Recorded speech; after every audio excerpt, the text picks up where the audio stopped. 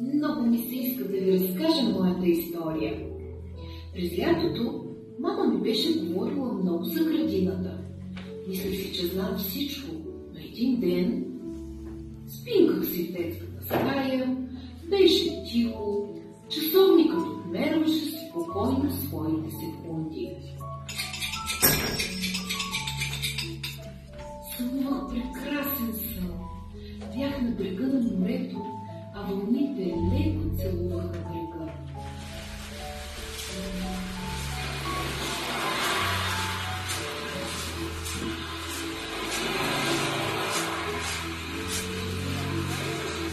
И изведнъж...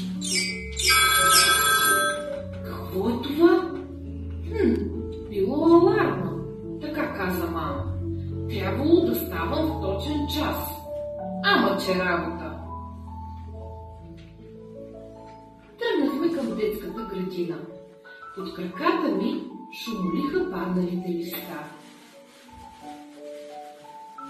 А над главата ми, в клоните на обагрените в есенни цветове дървета, пееха птички.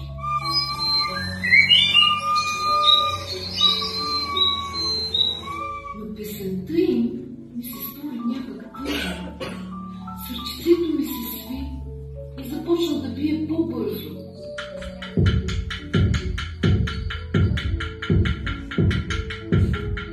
Скоро пред очите ми се показа голяма, красива сграда.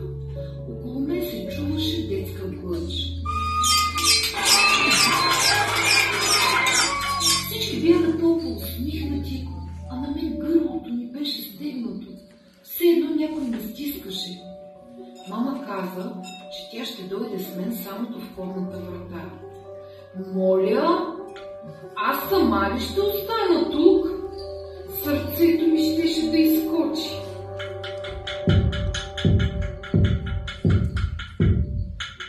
Очите ми се напълниха със сълзи и скоро потекоха по бустите ми.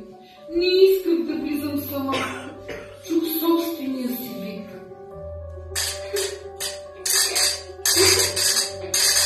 Дете плаче с глас. Виках и се молих на мама да не ме оставя. Но тя ме целуна с усмивка и ми пожела прекрасен ден.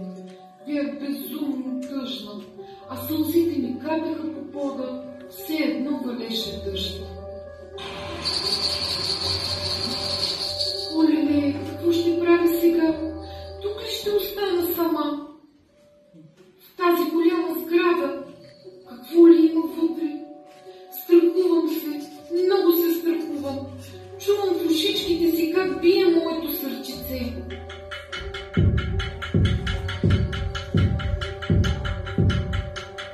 Ами сега пък, каква е тази усмихната и красива жена? Тя не ми изглежда толкова страшна. Мама ми е разказвала за госпожата, че е много добричка. Говори ми със спокоен глас. Искам да чуя какво ми казва и да разбера какво ще ми покаже вътре в тази сграда. Госпожата ме погани по главичката. Хвана ме с нежната си топла ръка и ме поведе по един дълъг коридор. Спряхме пред една врата. Това е твоята група, мила Иглика. Отвори вратата и влязохме вътре в една голяма слънчева стая. О, но какво е това? Като пчелички в кошер жужжаха много дечица, също като мен, но весели, усмихнати.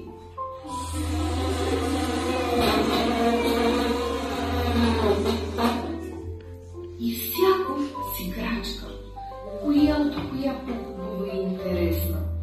Госпожата ми даде и на мен играчка и ми каза да се избера, при кое детенце да седна. Всички завикаха. При мен! Ами сега, кого да избера? Щастлива съм, че дойдох тук. Началото бях малко неспокойна, но вече не съм. Намерих си приятели и съм много щастлива, защото си играем заедно, храним се заедно и дори спим заедно. А госпожата е най-добрата. Успокояваме,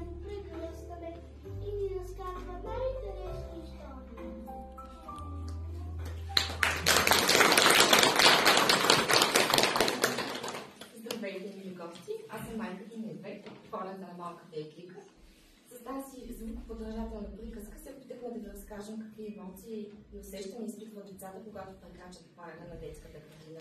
Как те се чувстват, как звучат и колко много начин да изразиш своята емоция. Тази идея е предложена в нашата книжка, именно как чрез звукоподражание може да обясните на децата състоянията, емоциите и чувствата.